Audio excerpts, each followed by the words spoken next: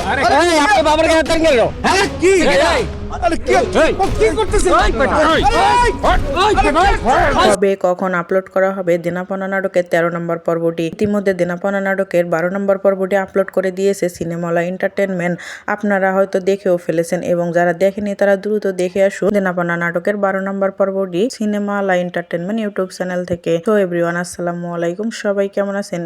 আশা করি সবাই ভালো রয়েছেন এবং আমিও অনেক ভালো রয়েছে আপনাদের দোয়ায়। এভরিওয়ান, দেনাপাওনা নাটকটি খুবই একটি জনপ্রিয় নাটক এবং এই দেনাপাওনা নাটকটি আপলোড হওয়া মাত্রই মিলন মিলন ভিউ এবং দেনাপাওনা নাটকটি দেখলে আমাদের সবার মনটা ভালো হয়ে যায় এবং দেনাপাওনা নাটকটির মাধ্যমে অনেক বাস্তব চিত্র তুলে ধরা হয়েছে। তাই দেনাপাওনা নাটকটি আমরা দেখার জন্য অধীর আগ্রহে বসে থাকি। তো দেনাপাওনা নাটকের 12 নম্বর পর্বটি তো দেখে ফেললাম এবং 13 নম্বর পর্বটি কবে আপলোড করা হবে এবং কিভাবে আপনারা সবার আগে দেখতে পারবেন এই সব বিস্তারিত আলোচনা করব আজকের এই ছোট্ট ভিডিওতে। তাই ভিডিওটি না টেনে সম্পূর্ণ দেখতে থাকুন, তাহলে বুঝতে পারবেন দেনাপাওনা নাটকের 13 নম্বর পর্বে কি কি ঘটতে চলেছে এবং কবে আপনারা দেখতে পারবেন। সো এভরিওয়ান, আমরা ইতিমধ্যে দেনাপাওনা নাটকে দেখতে পেয়েছিলাম খায়রুলকে অনেকগুলো লোক এসে অনেক ধরনের মারধর করে, কিন্তু তার বাবা তাকে বাধা দেওয়ায় সে লোকগুলো তার বাবাকেও ধাক্কা মেরে ফেলে দেয়। এতে খায়রুলের অনেকটা কষ্ট লেগে যায় এবং খায়রুল প্রতিশোধ নেওয়ার জন্য মরিয়া হয়ে ওঠে এবং খায়রুল কি পারবে প্রতিশোধ নিতে নাকি খায়রুল আবারও বিপদে পড়বে? সো এভরিওয়ান, আমরা এইসব কিছু দেখতে পারবো দেনাপাওনা নাটকের 13 নম্বর পর্ব। তো 13 নম্বর পর্বটি কবে আসবে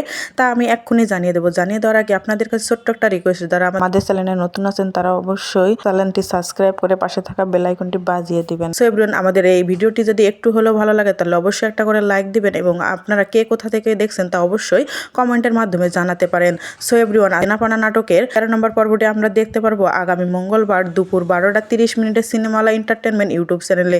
সো ভিউয়ার্স, আজকের মতো এই পর্যন্ত। সবাই ভালো থাকবেন, সুস্থ থাকবেন, আপনাদের দীর্ঘায়ু কামনা করে এখানে শেষ করলাম। আল্লাহ হাফেজ।